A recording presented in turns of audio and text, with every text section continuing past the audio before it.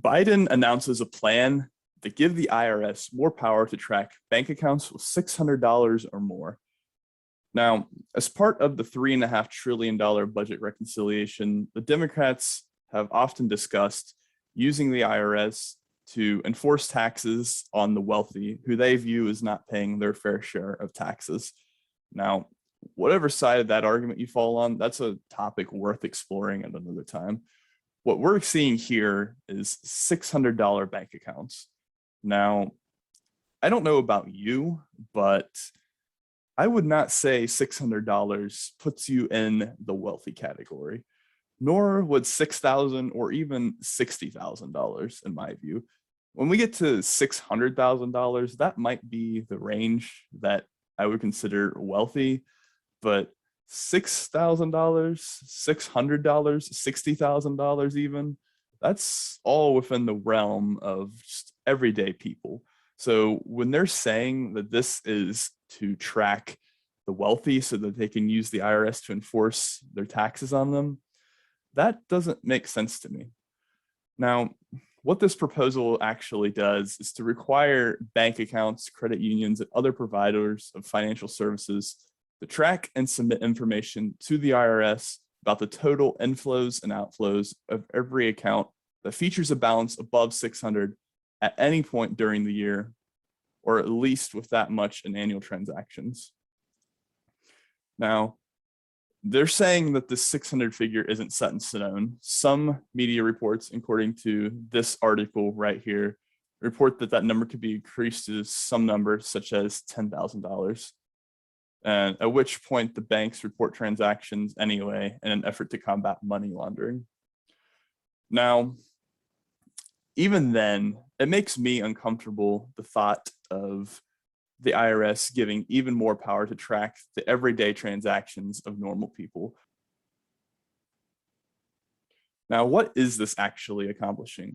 Well, it appears that this would give the government way more access to your everyday spending and the spending of just normal people and their daily lives. It would create more liabilities for the banks, probably induce more fees upon all transactions, and could possibly create a privacy risk. I mean, if the banks have to start tracking this data and then storing it somewhere and reporting it, that's just several points of failure there along the way at which that information could get out into the hands of people who wish to do us harm. And how exactly is Biden planning on enforcing this? Well, according to this plan, the White House would like to boost the IRS budget by $80 billion over the next 10 years. Think about it, $80 billion just so the government can spy on your money more. Now, how much revenue are they actually expecting to make from this?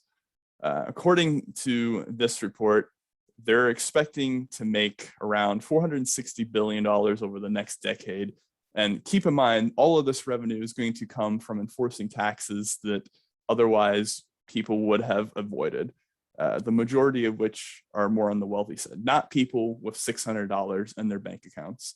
And even worse than that is that they're predicting this will absolutely lead to more IRS audits. According to these numbers here, IRS audit rates in recent years have been falling steadily. That breaks down to just 0.5% in 2020, or 1 out of every 200 individual taxpayers. And if this rule is enacted, the IRS is going to have way more authority to ask more questions during examinations.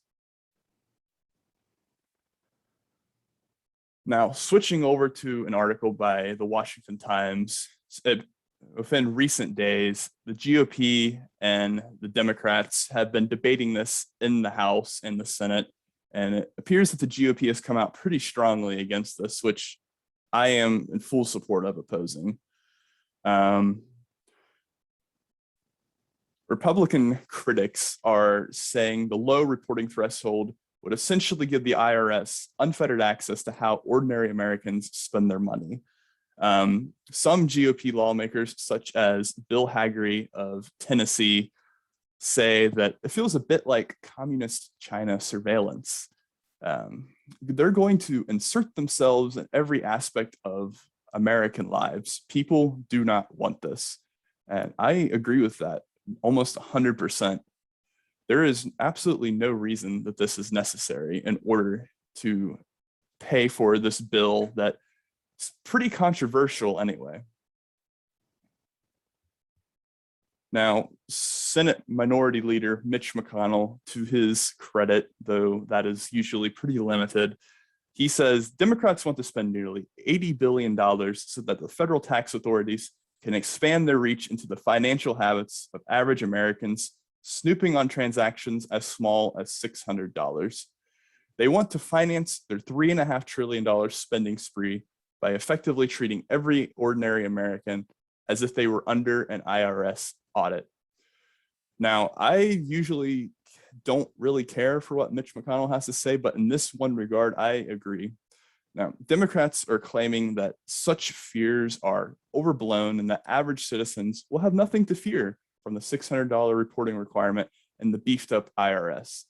It's just a few pieces of information about individual bank accounts, nothing at the transaction level that would violate privacy, says Mrs. Yellen. Now, the banks are coming out and opposing this pretty strongly as well, because they realize that the increased risk and cost that this is going to bring to them. And I don't blame them. I hope they lobby against this as hard as they can. And just think about this. What do people like waiters and waitresses receive a lot of their money from? Tips. And a lot of those, when they receive them in cash, they don't report their taxes on that. And I don't really blame them.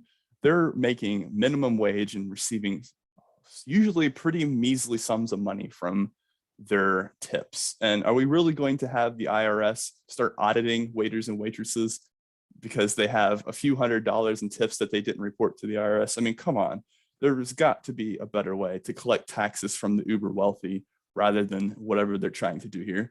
To me, this seems like nothing more than a power grab and a way to intrude on the daily lives of normal people.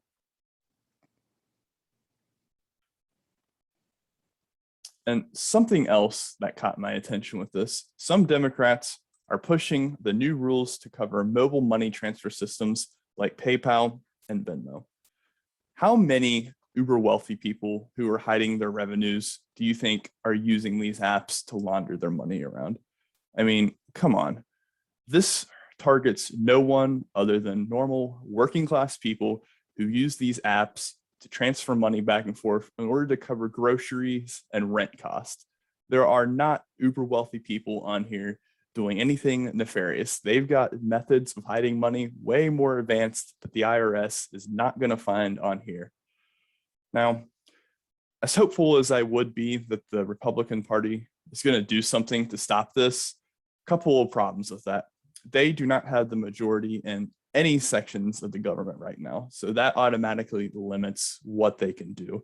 But even worse than that, Democrats are always pushing their agenda forward one way or another. The Republicans, all they do is act as a roadblock to slow these things down. Even in the event that they do oppose this, I predict it'll be more of a situation like, oh no, don't do this. We don't like that. Oh, wait, you're going to do $10,000 instead of $600. Okay, I guess we'll accept that instead. Thank you for compromising with us. But the Republicans are not ever going to take this in the opposite direction. They don't have the guts or the incentives to do it. So it's just going to be small incremental steps towards more authoritarianism, more surveillance, and more just government overreach in general. So I would not count on the Republicans to stop this from advancing. They might push it to a higher, more reasonable, and I say reasonable with finger quotations, but I would not count on them to do anything significant at all to stop this outright.